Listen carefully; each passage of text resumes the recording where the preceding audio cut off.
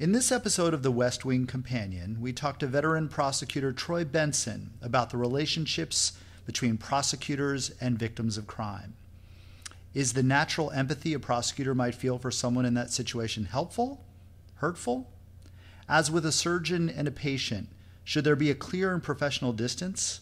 What are the ethics of becoming friends or socializing with a crime victim? In the second segment, we talked to Nahal Iravani-Sani about how to coach high school kids to win mock trials. Many lawyers in the DA's office have coached high school teams throughout Santa Clara County. Nahal tells her story of mentorship and how it led to some of the last-second drama at this year's county's mock trial competition. Welcome, Troy. Thank you. Thank you.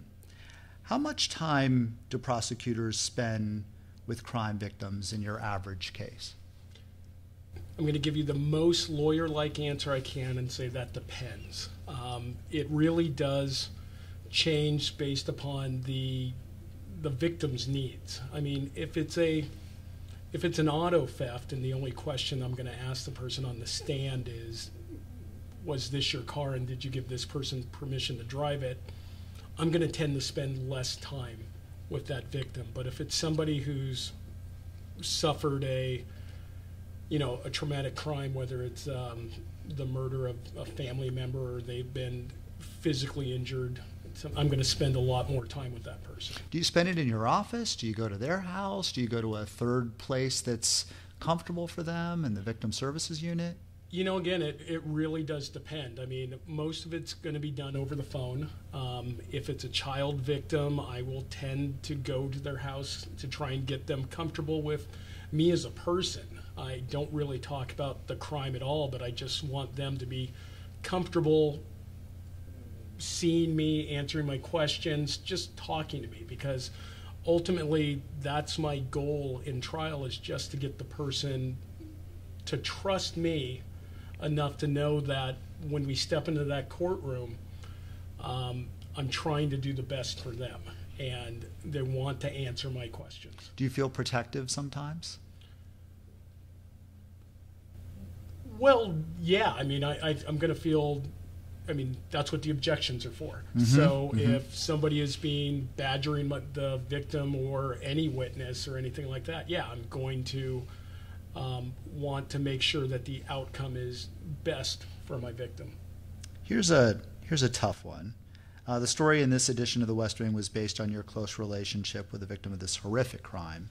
Have you ever had a victim that wasn't likable, that was even the opposite of likable? Yeah. I mean, one of the things is I spent a good 8 years on our criminal gang unit. And so most of the time in gang cases, your victims are gang members. And at that point in time, as I would explain to a jury, it really is, it's a case about the people of the state of California, and explaining to the jury that, this is really something, the crime that occurred is something that we don't want happening to anybody. It's not about whether or not you like the victim, or in some cases in your mind you're thinking, well, you know what, I understand why this person stabbed him, but ultimately it's conveying that notion that nobody should have this kind of crime, or we shouldn't tolerate these kind of crimes on the streets regardless of who the victim is. Right. Aren't prosecutors supposed to be advocating, you said it yourself actually, you're advocating for the people as opposed to the victim? Do I have that right? Well, you know what? Being a prosecutor is a very difficult job. We don't just have one client. I'm not just advocating or zealously advocating for my client. We say it's, the people of the state of California versus X, but really I'm balancing, or I view my job and role as balancing everything. It's, what's right for the victim, what's right for society as a whole, what's just for the defendant at that point in time. I mean, it really is taking into account everything, ultimately trying to make the county a safer place, but being fair to everyone involved. Thank you. Nahal, welcome. Thank you. We talk about your Iranian heritage in the West Wing, but in this podcast I want to talk about something hyperlocal, the Willow Glen High School mock trial team. My favorite subject. Let's start basic. Okay. What is a mock trial for those of us who haven't participated in that, which includes me? So mock trial is, think of it as public speaking with a legal component. It's a combination of performing arts, but actual legal strategy in court. It's definitely not a play like Legally Blonde. It's definitely a lot more like an actual trial where students give opening statements, direct examination, cross-examination, and a closing argument, make objections in the middle. But what's artificial about it is that they do the same fact pattern over and over again throughout the season. But it's definitely a trial, but I say kind of performing arts with a legal component because there's also witnesses that take the stand and they kind of ham it up, whether they're an expert witness or a character witness or the defendant in a murder trial. Lots of, or more than a few prosecutors here help mentor kids through this process, through this competition. I think even the district attorney was a judge at least one of these competitions. Yes, he or was, or the more final than one. round. Why do prosecutors get involved with this? You're so busy. I think as trial attorneys, we all, at least speaking for myself, love the opportunity to train and mentor the next generation of trial attorneys. And we think it's a wonderful experience to have interaction with the kids and walk them through a trial, all of the nuts and bolts of a trial from beginning to end. It's very rewarding. It's not just being altruistic, I think it's also personally fulfilling. How'd you get involved in the Willow Glen team? So I was at a career fair at the high school, and the previous year's coach wanted to retire. He was understandably burnt out, and he found out that I was at the DA's office and recruited me. And I told him, oh gosh, I'd love to, but I'm really, really busy. I'm overcommitted. I had a lot of other board and teaching commitments after hours. And the next thing I know, he sent an email to the principal of the school and the superintendent of the schools announcing me as his successor. So, of course, I couldn't turn down the school because I felt a sense of obligation to carry through this program. I was afraid the program would fall apart if I didn't. And I got involved. I let go of some of my other obligations, and truly it's been one of the most meaningful experiences of my life. Tell me about your team. Like, I assume that some of the kids are really good at this naturally or really experienced because they've done it in previous years, and other kids just sort of get recruited into it and have no experience and don't know what they're doing. What's your team like? Yeah, you're exactly right. So the first year that I coached, it was a rebuilding year. That's the year that the previous coach had stepped down. So a lot of the stars or the seniors had graduated, and we had to rebuild the team from ground up. We had some returning students that knew what they were doing, but primarily there were a lot of eager yet awkward students that wanted to be on the mock trial team. One student that particularly comes to mind was one where, to be honest with you, I was even surprised that he was trying out, because he was very awkward and couldn't even make eye contact with me during the tryouts. And I was wondering, wow, why is he interested in this if he is not your typical, debate type kid? Right. And I asked him why he's trying out, and he said because his mother had told him he should.